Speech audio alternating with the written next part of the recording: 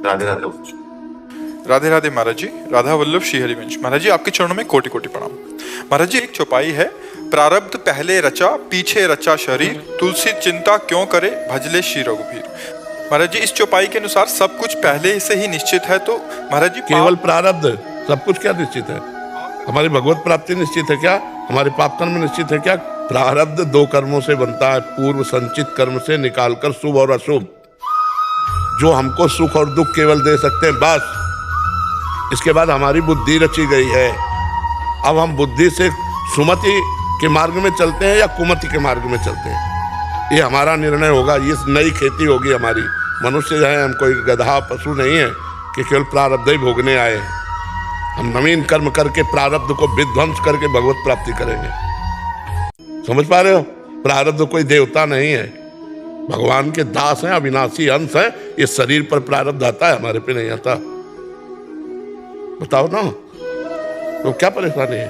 गुरुजी बस ये है कि प्रारब्ध के कारण आज का भविष्य निश्चित होगा या फिर जो लिखा हुआ है? प्रारब्ध के कारण भविष्य निश्चित नहीं होता, क्रियमाण से अब हम भविष्य बनाएंगे। क्रियमाण माने नया कर्म। हाँ, प्रारब्ध। अब जैसे हम भजन मार्ग में चल रहे हैं, अब हमारे प्रारब्ध ने लात मारी, गिराया 35 वर्ष की अवस्था से किडनी फेल। लेकिन हमारा पुरुषार्थ, भगवान की कृपा कि 18 वर्ष में 18 मिनट भी अपने को रोगी नहीं माना है। और रोगी शरीर है और कष्ट भोग रहा है, सब हो रहे, लेकिन दिनचर्या भी हो रही। मान लो कल दिनचर्या ना हो तो हमारा चिंतन थोड़ी रोक लेगा प्रारब्ध। प्रारब्ध केवल सुख और दुख देगा शरीर को। कर्म से इसका कोई संबंध? कर्म से क्या संबंध है? हम प्रारब्ध लात मारेगा आके। जैसे आपने बहुत बढ़िया पढ़ाई पढ़ी, डिग्री आपके पास है, लेकिन प्रारब्ध में आपको दुख भोगना तो कहीं नौकरी आपको नहीं मिलेगी। समझ रहे? लौकिक।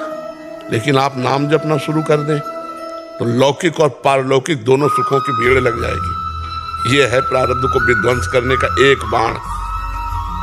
त्रैताप नशावन एक बाण, भवरोग नाशन एक बाण, लोक परलोक में समस्त सुखों की प्राप्ति एक बाण। जासु नाम भव भेषज हरन घोर त्रय शूल। भगवान का नाम तीनों शूलों का नाश करने वाला और इस भवरोग का नाश करने वाला, प्रारब्ध को भोगने की सामर्थ्य देने वाला, संचित कर्म को विध्वंस करने वाला और क्रियमाण को महान बना देने वाला।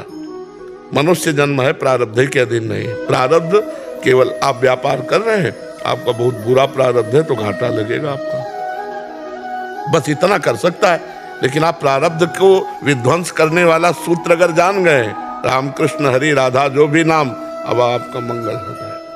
कोई हाँ नाम ही है, दूसरा कोई उपाय नहीं। आप समझिए, कलिकाल मलायतन मन कर देख विचार, श्री रघुनाथ नाम बिन नाहि नान आधार। भगवान का भजन ये सब विध्वंस कर देता है, सब विध्वंस कर देता है, पक्का मानो। प्रारब्ध कुछ नहीं, इससे बुरा प्रारब्ध क्या हो सकता है जो हमारा है? क्या है प्रारब्ध हो सकता है? कितनी परेशानियां। आओ तुम हमारा क्या कर लोगे? अविनाशी के बच्चा है, अविनाशी के बच्चा है, तू विनाश शरीर का कर सकता है, मेरा नहीं। और राधा राधा राधा अभ्यास किया, राधा राधा राधा क्या कर लेगा? आप जब से ही गुरुजी सब नाम जपत आई सब सोई, देव सुबुद्धि कृपा करि मोय, होय सुगुन माला रसो, नित्य सुकंठ जो पहिरोता। नाम जपते ही सब ज्ञान विज्ञान जागृत हो जाएगा। जो नाम जप नहीं करता वो ज्ञान विज्ञान होते हुए भी वो इसी माया में फंसेगा। काल प्रवाह को नहीं तोड़ सकता। जड़ चेतन की ग्रंथ का भेदन करने वाला ज्ञान नाम से होता है। राम नहीं कह पाते थे, मरा मरा कहे तो ब्रह्म ऋषि हो गए। समझ रहे? नाम नहीं तो हम कुछ नहीं मानते। नाम अंक है और हर साधन शून्य है, गोस्वामी जी ने कहा। तुलसीदास जी ने शून्य शून्य शून्य, कुछ नहीं बराबर शून्य, और एक शून्य 10, एक शून्य 100, एक अंक लग गया ना, अब शून्य 10 गुना फायदा देता चला जाएगा। 1000, 10,000, लाख ऐसे बढ़ता चला जाएगा। तो यदि नाम जप करते हुए हम किसानी कर रहे हैं, व्यापार कर रहे हैं, सब कर, बड़ा मंगलमय जीवन। नाम के बिना सब जीवन अधूरा। गोस्वामी जी का चैलेंज है, विनिश्चितम बदामिते नान्यथा वचांस में हरिम भजन्ति नरा भवसागर। बारी मथे घृत होए बरु, सिकता ते बरु तेल, और बिनु